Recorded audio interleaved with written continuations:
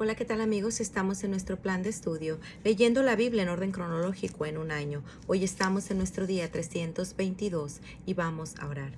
Gracias te damos, amado Señor, por este día, Padre. Te pedimos que tu Espíritu Santo nos ayude, Señor, en esta lectura, que podamos comprender tu palabra, que podamos meditar en ella de día y de noche. Ayúdanos a hacerla parte de nuestro diario vivir. En el nombre de tu Hijo amado Jesucristo te lo pedimos y decimos amén. La semana final, martes por la tarde. Mientras que el largo día de enfrentamientos y enseñanzas llega a su fin, Jesús les dice a sus discípulos que faltan solo 2 días para su muerte. Ya los principales sacerdotes y los ancianos están conspirando contra él en el palacio del sumo sacerdote. Conscientes de que la fiesta está casi por llegar, los conspiradores están ansiosos porque Jesús muera antes de ella. Mientras maquinan cómo atrapan a Jesús, se les acerca Judas Iscariote, uno de los discípulos elegidos por Jesús. Por sus propias razones, Judas ha decidido traicionar a Jesús y por lo tanto ha ido a negociar con los miembros del consejo. Por supuesto, ellos están encantados por la inesperada visita. El monto acordado es de 30 piezas de plata, que en esa época es aproximadamente el precio de un esclavo. No queda claro si Judas conoce plenamente las serias consecuencias de la traición. Una evidencia posterior indica que él pudo haberse anticipado al hecho de que Jesús realmente moriría por causa de su traición. Sea como fuera, Judas al parecer es a la vez codicioso y deshonesto, esto a pesar del hecho de que ha sido el tesorero de los discípulos. Jesús predice la crucifixión. Cuando hubo acabado Jesús todas estas palabras, dijo a sus discípulos: Sabéis que dentro de 2 días se celebra la Pascua, y el Hijo del Hombre será entregado para ser crucificado. Los sacerdotes y los ancianos conspiran. Entonces los principales sacerdotes, los escribas y los ancianos del pueblo se reunieron en el patio del sumo sacerdote llamado Caifás y tuvieron consejo para prenderle con engaño a Jesús y matarle. Pero decían: no durante la fiesta, para que no se haga alboroto en el pueblo. Judas negocia la traición. Y entró Satanás en Judas, por nombre Iscariote, el cual era uno de los 12, y éste fue y habló con los principales sacerdotes y con los jefes de la guardia de cómo se lo entregaría. Mateo. Y les dijo: ¿qué me queréis dar y yo os lo entregaré? Y ellos le asignaron 30 piezas de plata. Lucas. Y él se comprometió y buscaba la oportunidad para entregárselo a espaldas del pueblo. La semana final, miércoles. Los sucesos precedentes de esta semana final parecen ser relatados por los escritores de los evangelios dentro del claro contexto, ya sea del domingo, del lunes o del martes, tal como ha sido presentados. El momento exacto de lo que sucede después de estos acontecimientos, sin embargo, parecen ser menos cierto. Juan en particular narra solo ligeramente los hechos comprendidos entre la entrada triunfal de Jesús y así la llama última cena, que Jesús comparte con sus discípulos, refiriéndose a diversas reacciones públicas durante este periodo. Juan advierte que a pesar de la enseñanza y de las obras milagrosas de Jesús, todavía hay mucha gente que no cree o que tiene miedo de reconocer su fe. Luego Juan registra lo que al parecer es la última apelación pública de Jesús antes de su subsiguiente arresto. Cuando no hay evidencias de que estos sucesos ocurrieran en cualquiera de los 3 días anteriores, se establecen aquí como si hubieran sucedido el miércoles, si bien este marco temporal es especulativo.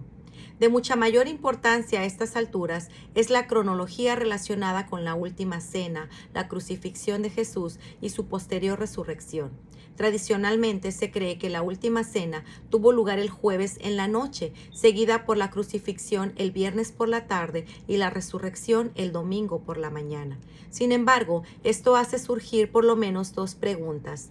Primero, en una semana final llena de acción, ¿qué motivo existe para creer que habría un día entero de inactividad o de actividad que se deja sin registro? Segundo, y mucho más importante, si Jesús es crucificado el viernes por la tarde y a partir de ahí es rápidamente colocado en el sepulcro, ¿cómo pudo haber habido tiempo suficiente para hacer coincidir la propia predicción de Jesús de que permanecería en el sepulcro durante 3 días y 3 noches antes de resucitar? Incluso si uno utiliza mucha imaginación dentro del marco temporal tradicional a fin de encontrar partes de los 3 días, no es posible encontrar 3 noches. La respuesta a ambas preguntas parece estar en reconocer que la última cena se produjo el miércoles por la noche, seguida por la crucifixión y el sepelio en el jueves. La aceptación de tal suposición requiere de la comprensión de la Pascua, la fiesta de los panes sin levadura y la forma en la que los judíos contaban el tiempo. En cuanto a este último, el día judío comienza al atardecer de la noche anterior. Esto significa, por ejemplo, que nuestra noche del día miércoles en realidad es jueves y que nuestra noche del jueves es realmente viernes. La Pascua se observa en el día 14 del mes de Nisán, correspondiendo a marzo o abril. Como se indicó antes, la Pascua se observa en conmemoración de la liberación de los israelitas de la esclavitud egipcia.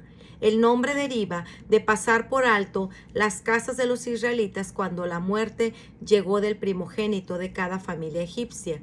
Como parte de esta misma conmemoración, la Pascua enseguida por la fiesta de los panes sin levadura de 7 días de duración, que les recuerda a los judíos de la huida de sus ancestros de Egipto, durante cuyo tiempo los israelitas solo comieron pan sin levadura.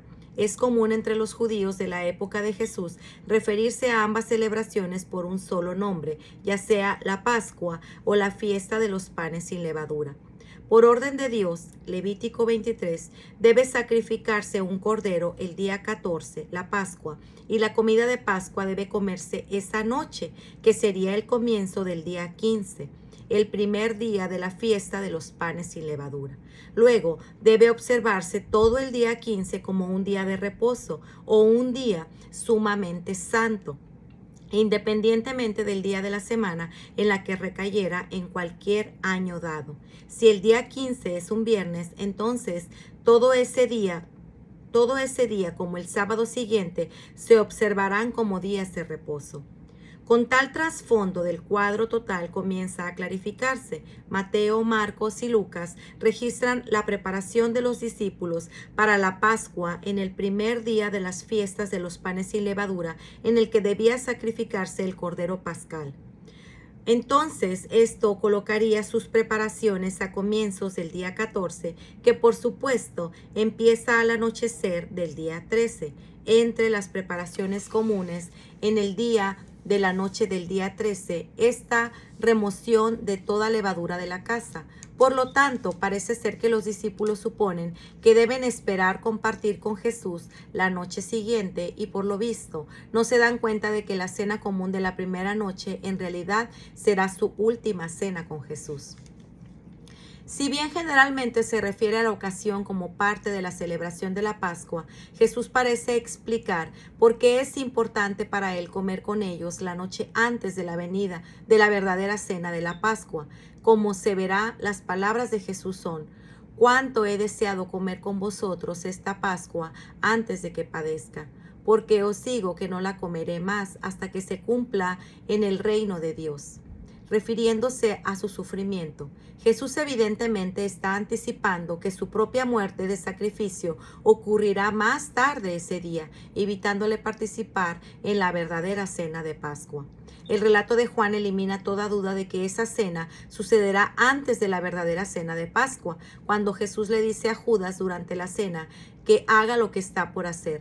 Algunos de los otros discípulos pensaban que Jesús le decía: compra lo que necesitamos para la fiesta. Es más, los judíos que arrestaron a Jesús no entrarán al palacio de Pilato por temor a ser ceremonialmente inmundos y por lo tanto no poder comer la Pascua. Más convincente es el hecho de que el día de la crucifixión de Jesús llanamente se llama el día de la preparación de la Pascua, el día en que se mata el Cordero Pascual para la cena de la Pascua que se realiza la noche de ese día. El resultado más significativo de salirse del marco temporal tradicional es ver cómo la crucifixión de Jesús se convierte en el tipo perfecto del Cordero de la Pascua. Bajo la ley hebrea, el Cordero Pascual se elige el día 10 y luego se lo guarda hasta el día 14, cuando es sacrificado por los pecados del pueblo. Si se cuenta que la entrada triunfal de Jesús a Jerusalén ocurre el día 10, el jueves sería el día 14 y así el día en que Jesús es crucificado. Mucho más importante que este posible paralelo es el hecho de que Jesús, como el perfecto Cordero de Dios, no celebra la Pascua con ningún otro cordero común de sacrificio, sino que Él mismo se convierte en el Cordero que es muerto precisamente a la hora apropiada. Por lo tanto, hay firmes evidencias de que la última cena se lleva a cabo en la noche previa al día de la preparación, que de acuerdo con el cálculo moderno sería el miércoles por la noche.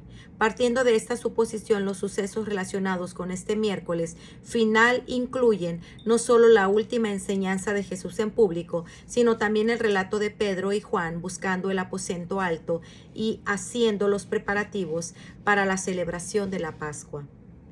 Jesús enseña en el templo. Y enseñaba de día en el templo y de noche saliendo, estaba en el monte que se llama de los Olivos, y todo el pueblo venía a él por la mañana para oírle en el templo. Hay muchos que todavía no creen, pero a pesar de que había hecho tantas señales delante de ellos, no creían en él. La incredulidad cumple la profecía, para que se cumpliera la palabra del profeta Isaías que dijo: Señor, ¿quién ha creído a nuestro anuncio? ¿A quién se ha revelado el brazo del Señor? Por eso no podían creer, porque también dijo Isaías: cegó los ojos de ellos y endureció su corazón, para que no vean con los ojos y entiendan con el corazón, y se conviertan y yo los sane. Isaías dijo esto cuando vio su gloria y habló acerca de él. Algunos tienen miedo. Con todo esto, aún los gobernadores, muchos creyeron en él, pero a causa de los fariseos que no lo confesaban para no ser expulsados de la sinagoga, porque amaban más la gloria de los hombres que la gloria de Dios. Apelación pública final. Jesús clamó y dijo: el que cree en mí no cree en mí, sino el que me envió, y el que me ve, ve al que me envió. Yo, la luz, he venido al mundo, para todo aquel que cree en mí no permanezca en tinieblas. Al que oye mis palabras y no las guarda, yo no le juzgo, porque no he venido a juzgar al mundo, sino a salvar al mundo. El que me rechaza y no recibe mis palabras, tiene quien lo juzgue. La palabra que he hablado, ella le juzgará en el día postrero, porque yo no he hablado por mi propia cuenta. El Padre que me envió, Él me dio mandamiento de lo que he de decir y de lo que he de hablar, y sé que su mandamiento es vida eterna. Así pues, lo que yo hablo, lo hablo como el Padre me lo ha dicho. Los discípulos hacen preparativos. Llegó el día de los panes sin levadura, en el cual era necesario sacrificar al Cordero de la Pascua, y Jesús envió a Pedro y a Juan, diciendo: Id, preparadnos la Pascua para que la comamos. Ellos le dijeron: ¿Dónde quieres que la preparemos? Él les dijo: He aquí, al entrar en la ciudad, os saldrá al encuentro un hombre que lleva un cántaro de agua. Seguirle hasta la casa donde entrare y decir al padre de familia de esta casa: el maestro te dice, ¿dónde está el aposento donde he de comer la Pascua con mis discípulos? Entonces él os mostrará un gran aposento alto, ya dispuesto, preparad ahí. Fueron pues y hallaron como les había dicho y prepararon la Pascua. Pues muy bien, amigos, este ha sido nuestro día 322. Nos vemos el día de mañana. Que el Señor les bendiga grandemente. Hasta pronto. Bendiciones.